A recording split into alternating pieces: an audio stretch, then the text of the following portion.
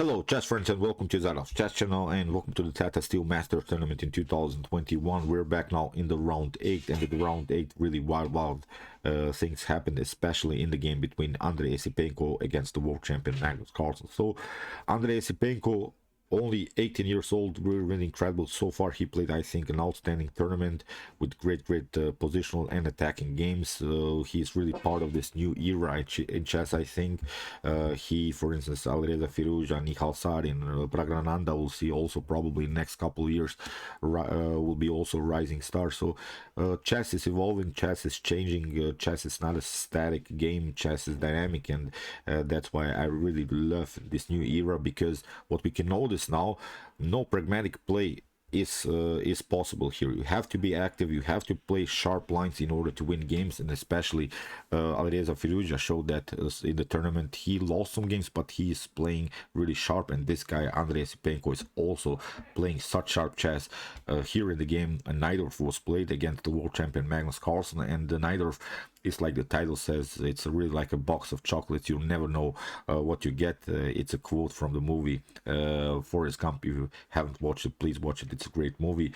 In that quote, of course, Tom Hanks, the actor of Forrest Gump, he said, "Life is like a box of chocolates." But here, the Najdorf is really like a box of chocolates, because you never know what you get, because there are so many lines, so many sidelines in the Najdorf. So that's why I basically try to avoid the Najdorf, because I don't want to get into really some messy positions with some great tactical opportunities for both sides, because sometimes I overcalculate or undercalculate myself in this particular line. So let's check out now the game. It was really one of the most beautiful games from this tournament. Here Esipenko opened with the move e4, Magnus responds with the move c5, knight to f3, we have d6, d4, c takes d4, and after knight to d4 we have knight to f6, knight to c3, and after a6 we have the Najdorf Sicilian, the sharpest Sicilian of all Sicilians in the game. Esipenko tried bishop to e2, and here Magnus plays e6, and okay, it's of course not a mistake, it's nothing wrong with this move. Most of the times you're trying to move e5, but I've seen many times that when white plays the move bishop to c4, then black is continuing with the move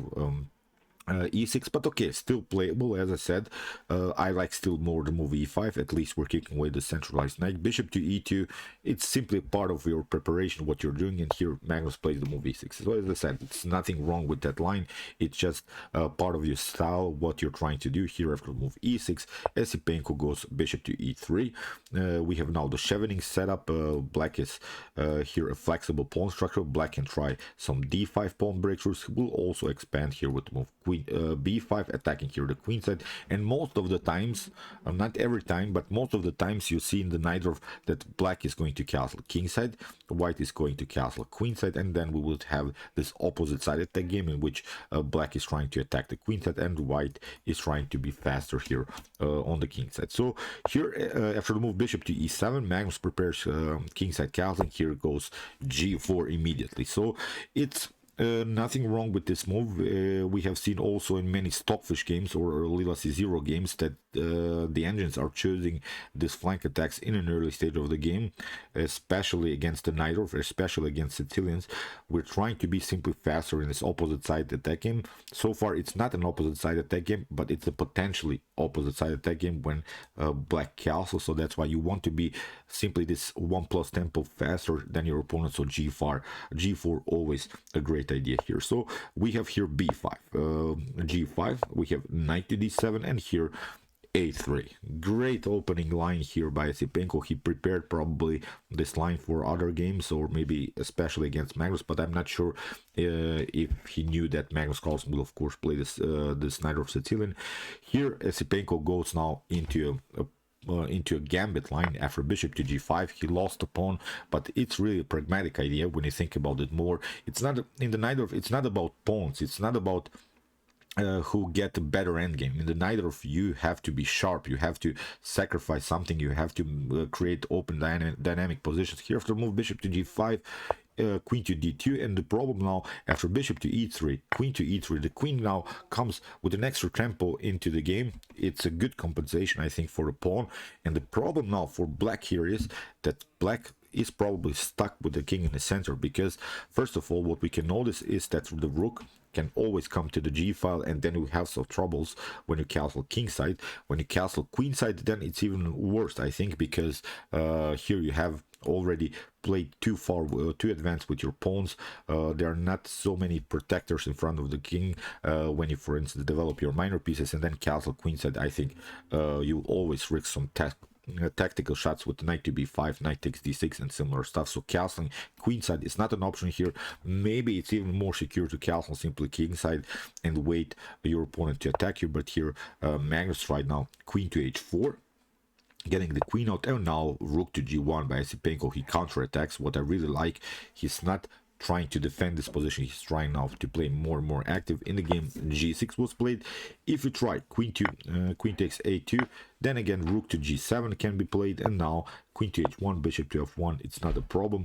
If you try knight to e5 here to centralize your knight, this knight is perfectly fine here. Then I think queenside castling is perfectly fine. We can double up rooks on the g file. We will find probably good ways with f4, great attacking opportunities, or we could even try knight to b3 and then maybe attack simply this weak pawn on d6. That's always the problem, I think, in the Najdorf. This weak d6 pawn can be always attacked, but still playable. Maybe this line after the move rook to g1, here Magnus goes g6, and this move will be very, very important in the continuation of the game. What we can notice now, okay, you have now firm and fixed pawn structure, it's good, but there are several dark square weaknesses in front of the king. That's something that you should always take care of. And what we can notice, of course, is that black doesn't have anymore the dark square bishop. The dark square bishop, when we have sort of a fianchetto variation, then the dark square bishop is a good protective piece of dark squares. But so far it's very, very risky. After the move g6, queenside castling, we have queen to e7. So you see Magnus is not finding good ways to attack this position here. If you try even queen to h2, it's not a problem. As we said, the Najdorf is not about pawns. The Najdorf is simply about piece activity. Here you risk a very, very tricky move, knight to f3. You have only maybe this square, queen to h3, rook to h1, and here after rook to g1, the queen is trapped. You could also try here something like queen to h5, but then you get a very, very nice move, b4. b4 is trapping the queen again, because we have taken this very important square for the queen. The queen cannot escape. Again, you're vulnerable to some rook activity here on the h file, on the g file, and the queen is again trapped. So really wild stuff. You see, you cannot go after this other poison pawn, so that's why Magnus retreats here with queen to e7 and now f4. Esipenko has finished now these 3 stages that I'm always talking about in a chess game. 3 stages of the opening are developing your minor pieces, securing the king by castling, removing the queen from the first rank, and connect the rook. So that's a great setup here. The evaluation is much better here for white. So that's why I love this style, when you maybe give up a pawn but you have a nice activity with your minor piece. What we can notice, this rook is not playing, this rook is not playing, this knight is not playing, the bishop is not playing, the queen is passive, king is in the center. So many positional problems here for Magnus Carlsen already in an early stage of the game. A really great game by Esipenko so far. Bishop to b7, we have king to b1, and now knight to c6. Okay, challenging the knight. Now it's time for tactics. It's really time now for you to stop the video and try to see now the best next move. We talked about the dark square problems, we talked about the common tactics. I've mentioned it many times in the Najdorf Sicilian. There is really the common tactical shot in the Najdorf. So pause the video, as I said, try to see the best next move. So test your might in chess. So try to see now really the beautiful tactic that, of course, Esipenko, really a talented player, really great sharp player. So the move is, of course, knight from c takes b5. So the problem is now this setup. This queen to c3 can always attack the rook. We've talked about this idea. g6, it's fixing the pawn structure, but you have several dark square problems in the game. Knight takes b5 was played, and now knight takes c6.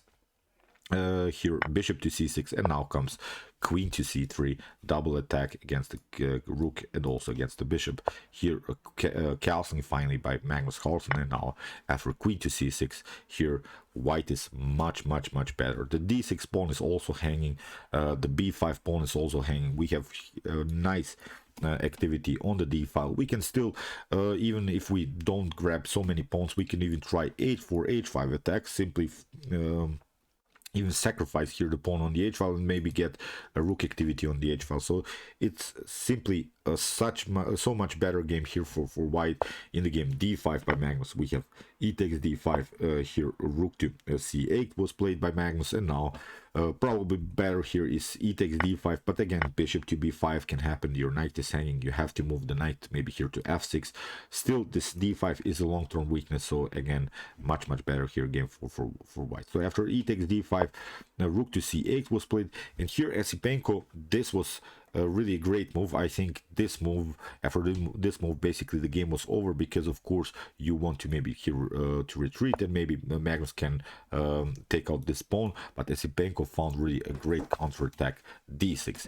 If you try rook takes e6, it's not so good. D takes e7, the knight is hanging, you can maybe move the knight, but then you get rook to d8, it's game over, so your knight is really out of game. We can then again play something like bishop to b5, attacking this knight twice. We have this extra pawn, we have still here a pawn majority, even if we don't promote this pawn here on the e-file, still we have such a great compensation here. We have three pawns against one pawn. I think this b5 pawn can be taken in the next couple of moves, so again we'll lose a game here for black. So after the move d6, Magnus retreats, queen to d8, queen to b5, taking another pawn. Okay, you're maybe vulnerable to some attacks on the b file by this rook, so maybe also by this rook on the a file, but the problem now in this position, you would love to have this dark square bishop. If you would have really the dark square bishop, then this would be probably a winning game here for black, but the queen cannot go into the game so freely, because first of all the knight is hanging. This position can be protected always with something like c3. We can also try something like rook to d3, then maybe rook to b3, getting one of these rooks in front of our king. I've talked about this idea, this rooklet defense, in one of my defensive strategy videos. So when you ever feel that you're pressured by some rooks on against your king when there are open files, it's very good. It's a very good idea to lift your rook somehow and maybe get one of these rooks maybe here to b3. This wasn't played in the game, but sometimes I think we feel this pressure and we don't know what to do. Our opponent is attacking us, then we don't know how to defend this position. Rook lift defense, very important in such positions. So here rook from c to b8, queen to c4, we have rook to a3. Okay, you have grabbed the pawn, but the problem is now that this pieces are really in problems, because if we get this rook, then of course this rook is hanging. So that's why here queen to c7 was played by Esipenko. He's trying to undermine the pressure now. He wants to trade off the queens. When this rook gets deflected, then we can take out this rook. So here Magnus plays a passive move, queen to e8, but there were basically no better moves. If you try a queen to f6 here to escape with the queen, then rook takes b8, I think is winning immediately.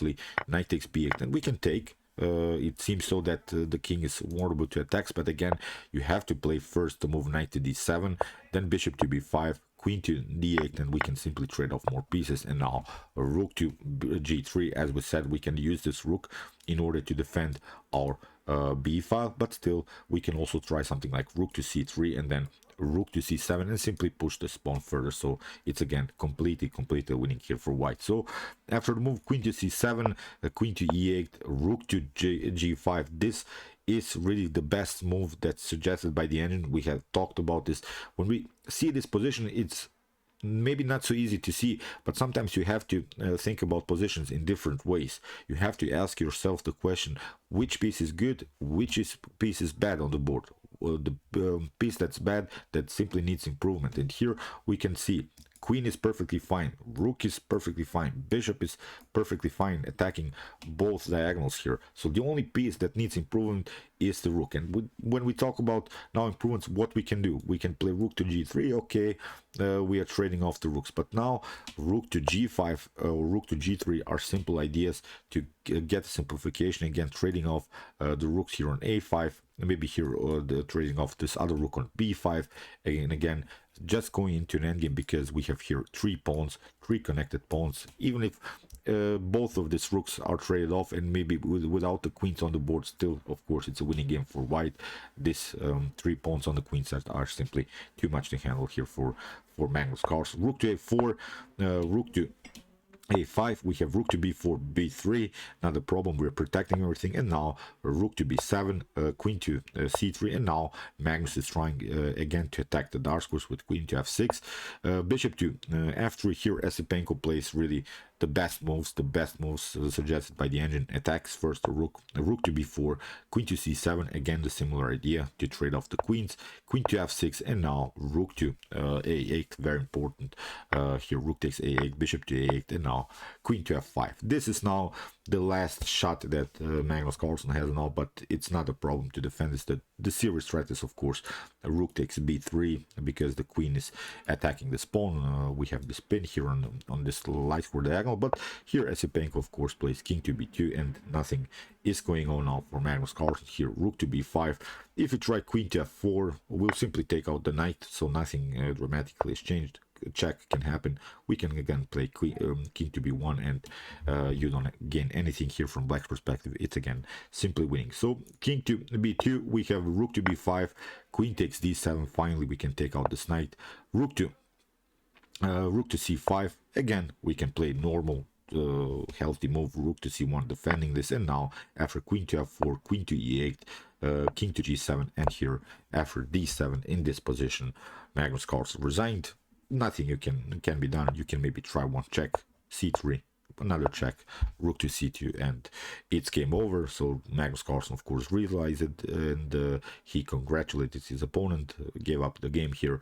It was fully deserved here. Andrey Esipenko played an outstanding game, outplayed the world champion in the night with a great tactic, with the knight takes b5 sacrifice. Really sharp game. Congratulations to the young Russian, and he maybe surprised us, but when we saw this tournament so far, there's something going on with Magnus Carlsen. It doesn't bother me that Magnus Carlsen lost this game. You can lose a game against a sharp attacker like this, like Esipenko, but what bothers me is that Magnus really didn't play a good tournament so far. He played in these games that he played a draw, not so active, without even great attacking opportunities. He went into drawish lines very easily. So as I said, maybe something is going on with Magnus, but I think this is a temporary thing. He'll get back on his feet. He's trying maybe something else. He's trying maybe some other lines. Maybe he's not focused on this tournament. Who knows? But still, I think Magnus will get back. Don't be worried. He'll be still strong, and he'll be of course tough to beat in the future. So okay, again congratulations to Andrey Esipenko. As I said, fully deserved game from move one, from this gambit line, from this attacking opportunities, from this positional understanding, from defending this position. Great game overall. So okay, if you want to see more games from this tournament, check out my commented chess games from this very nice tournament so far. Here's the link. And if you want to see maybe the engines playing in their best chess games, check out my commented chess games played by computers. Here's also the link. And if you like this content, you can also subscribe to my channel. See you soon with some more videos, and chess is the best, of course.